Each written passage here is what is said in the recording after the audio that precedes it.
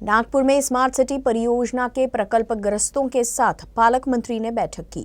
पूर्व नागपुर में तैयार हो रही इस परियोजना के तहत किसानों से 60-40 के नियम के तहत जमीन अधिग्रहित की जा रही है।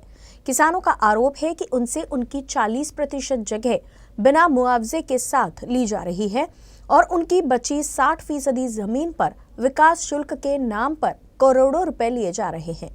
किसान न सिर्फ मुआवजा चाहते हैं बल्कि विकास शुल्क को भी माफ किए जाने की मांग कर रहे हैं। पालक मंत्री के साथ हुई इस बैठक में हुए निर्णय की जानकारी देते हुए कांग्रेस के नगर सेवक प्रफुल्ल गुर्दे पाटिल ने बताया कि आज की बैठक में इस परियोजना को लेकर स्पष्टता नहीं आने तक किसानों द्वारा सिर्फ रास्ते के लिए जगह दिए जाने की बात पर सहमति हुई है।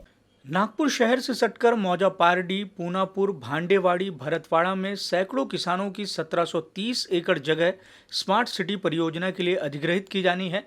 इस जमीन पर शहर में एक स्मार्ट शहर बसाए जाने की संकल्पना है। एक ऐसा शहर जिसमें सभी सुविधाएं उपलब्ध रहें, लेकिन इस परियोजना का स्थानीय किसान विरोध कर रहे हैं। उनका आरोप है कि बिना मुआवजे के उनकी जमीनों को लिया जा रहा है।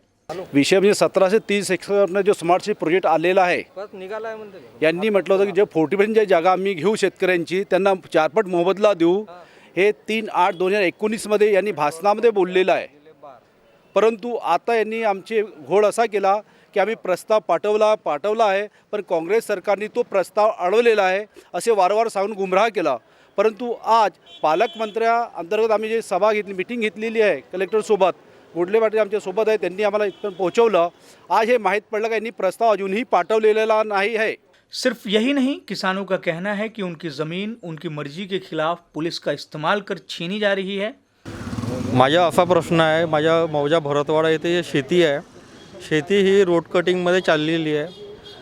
समोर 1 एकर जागा आहे, त्यामध्ये कॉलम आणि विहीर होती। मिनिमम ते पूर्ण कॉलम तोडले आणि विहीरही बुजवली तोडून, आणि अर्धी जागा माझी 1 एकरमधनं अर्धा एकर हे रोड कटिंगमध्ये चालली आहे। आमचं म्हणणं आहे का अर्धा एकरची जागेचे मुआवजा देण्यात यावा। किसानों का आरोप है कि उनसे न केवल जमीन ली जा रही है बल्कि उनके पास बचने वाली जमीन पर विकास शुल्क भी लिया जा रहा है, जो करोड़ों में है।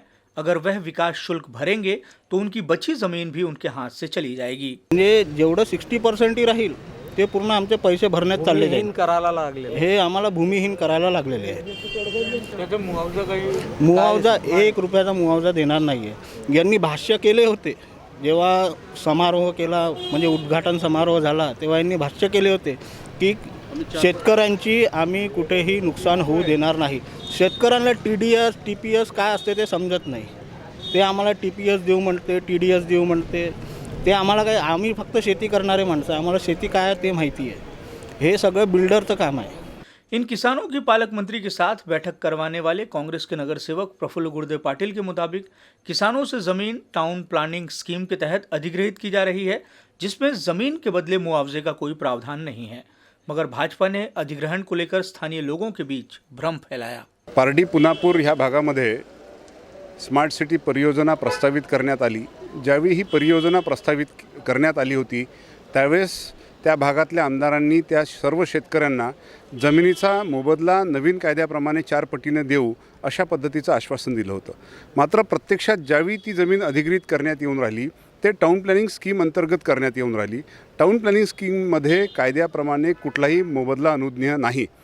40% जागा ही विना मोबदला द्यायची आणि 60% जागा शेतकऱ्याला रिटेन करायची, त्याला स्वतःजवळ ठेवायची आहे। आता 60% जागेचा सुद्धा डेव्हलपमेंट कॉस्ट आणि त्याचा जो कुठला मूल्यवर्धन होणार आहे त्याचीसुद्धा रक्कम वसूल करण्याचा प्रस्ताव स्मार्ट सिटी प्राधिकरणाकडून आला। त्याचा विरोध करण्यासाठी सर्व शेतकरी एकत्रित आलेले आहेत। टाउन प्लॅनिंग स्कीममध्ये मोबदला अनुज्ञेयच नाही आहे। MRTP कायद्याप्रमाणे जो 40% जागेचा मोबदला याआधी शेतकऱ्यांना सांगण्यात आलं होतं की याचा मोबदला आम्ही 4 पटीने मिळवून देऊ।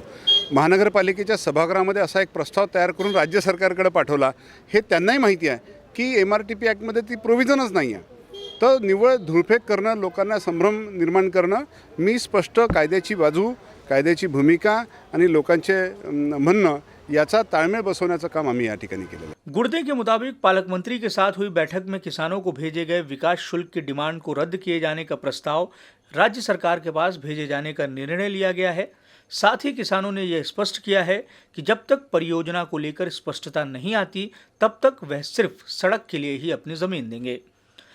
किसानों से यह जमीन 40-60 के रेशो के तहत ली जा रही है, जिसके तहत तर्क दिया जा रहा है कि किसानों से सिर्फ उनकी कुल जमीन का 40% हिस्सा ही लिया जाएगा।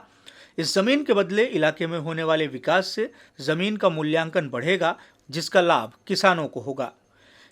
इस बैठक के बाद पालक मंत्री डॉक्टर नितिन राउत से बैठक में हुए निर्णय की जानकारी लेने का प्रयास किया गया, लेकिन वो जल्दी में थे।